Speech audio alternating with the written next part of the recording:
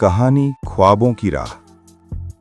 नवीन एक छोटा सा गांव का था, जहां मिट्टी की खुशबू हमेशा हवा में तैरती थी। पेड़ों के साए, खेतों की हरियाली, भागते हुए बच्चे, ये सब उसकी रोजमर्रा की बातें थी। लेकिन नवीन की आंखें आसमान की ओर थीं।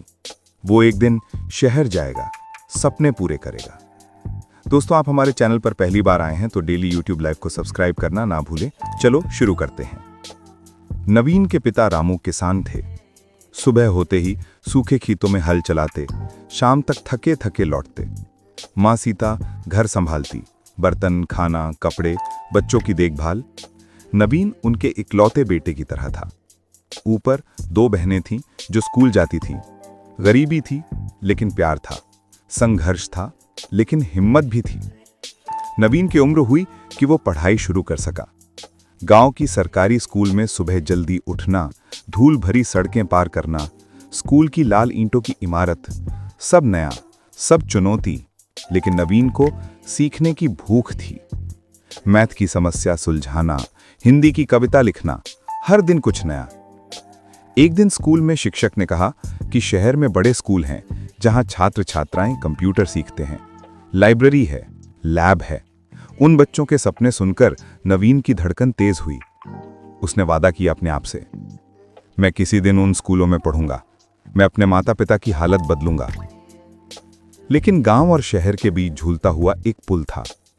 आर्थिक तंगी, दूरी, संसाधनों की कमी। रामू के पास अतिरिक्त पैसे कहां? अब भी कृषि पर निर्भरता थी, बारिश पर, मौसम पर। कभी साल भर कोई फसल सुहाएगी, कभी नहीं। नवीन का मन टूटता नहीं। स्कूल के बाद खेतों में काम करता, बीज बुने में हाथ पटाता।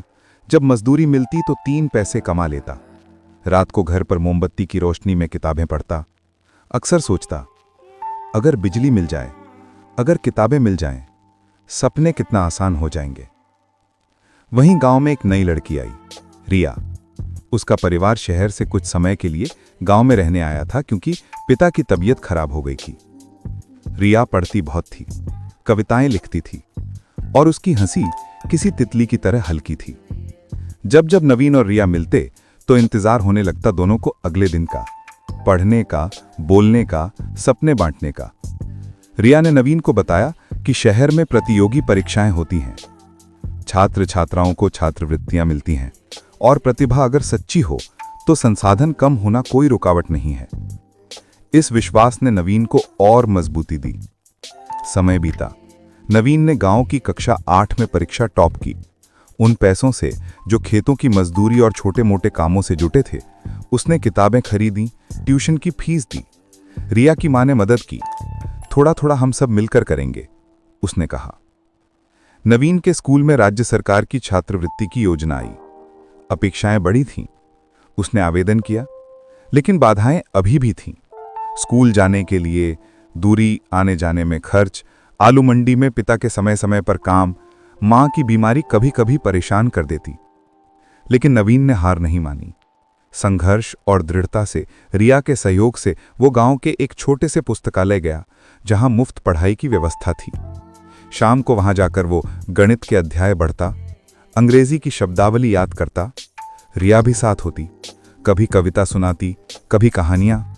उस पुस्तकालय की हवा में कुछ अलग था, उम्मीद की हवा, शहर की झलक। नवीन की मेहनत रंग लाई। कक्षा 10 की परीक्षा में उसने राज्य जिला स्तर पर पहला स्थान प्राप्त किया। राज्य सरकार ने उसे छात्रवृत्ति दी और एक प्रतिष्ठित स्कूल में दाखिला मिल गया, शहर में लैब के साथ, कंप्यूटरों के साथ। नवीन और उसके माता पिता की आंखों में आंसू थे, खुशी की, उम्मीद की। शहर का पहला दिन आया तो नवीन ने देखा लाल बल्बों की चमक, चौड़ी सड़कों की रौनक, स्कूल की बेंचें, कोठरियों से सुसज्जित कमरे, सब कुछ नया, सब कुछ चमक दमक भरा। लेकिन सबसे ज्यादा खुशी की बात थी वहां एक छोटी सी लाइब्रेरी जहां कंप्यूटर, इंटरनेट, विज्ञान की प्रयोगशालाएं थीं। रिया भी साथ आई, लेकिन कुछ समय बाद उसे वापस जाना था। उसने कहा, तुम्हारी सफलता ही हमारा सपना है। नवीन के दिल में रिया के लिए तहे दिल से सम्मान था। शहर आसान नहीं था, पाठ्यक्रम कठिन था, न्यू स्कूल में सब कुछ बड़े नग्ज लगते थे। कभी कभी नवीन को गांव की याद आती, खेत की मिट्टी, माँ के हाथ की हो दाल चावल, पिता के हल से चलने वाली पीठ। मॉनिटरिंग कार्य, प्रोजेक्ट्स, प्रदर्शनियां, समय कम पड़ता। कुछ दोस्त थे जो संसाधनों से लैस थे। नवीन को कभी कभी तनाव होता कि अगर उसके पास भी वो किताबें हों, वो कपड़े हों, लेकिन उसने अपनी मेहनत से खुद को ये याद दिलाया कि यही संघर्ष है जिसने उसे यहां पहुंचाया है। छठा अध्याय, जीत की खुशबू। समय आगे बढ़ा। नवीन बोर्ड परीक्षा देता है, 10वीं की परीक्षा। उसने पूरी तैयारी की, रातों की तैयारी, सुबह की उजली रोशनी में उठकर अभ्यास, गणित, विज्ञान, हिंदी, अंग्रेजी, सब विषय। दिन आए कि परिणाम घोषित हुआ। नवीन ने राज्य में पहला स्थान प्राप्त किया। शहर का स्कूल, गांव के लोग, शिक्षक, माता पिता, सब ने मिलकर जश्न मनाया। एक शाम नवीन अपने गांव आया। खेतों की मिट्टी अभी भी उसी तरह थी, सांध्य की हवा अभी भी ठंडी थी। उसने देखा कि पिता हल चलाते हैं, मां आंच पर चावल सेंक रही है, रिया पक्के घर की छत से आसमान देख रही है। नवीन उनके पास गया और सिर झुकाकर कहा, यह सफलता आपकी मेहनत की देन है, आपकी आशीष है। लेकिन कहानी यही नहीं खत्म होती। नवीन ने ठाना है कि वो गांव में ही एक पुस्तकालय बनाएगा, जहां किताबें हों, कंप्यूटर हों, जिससे गांव के सभी बच्चे, लड़के हों या लड़कियां, पढ़ सकें, सीख सकें, ताकि उन्हें भी शहर की राह दिख सके, अपने सपनों को सच किया जा सके। रिया के साथ मिलकर उसने गांव स्कूलों में नाटक प्रतियोगिताएं आयोजित की, जहां बच्चों ने अपने विचार, अपनी कविता, अपनी कला दिखाई।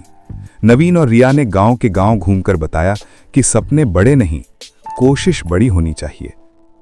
वक्त बीता और नवीन कॉलेज पहुंच गया।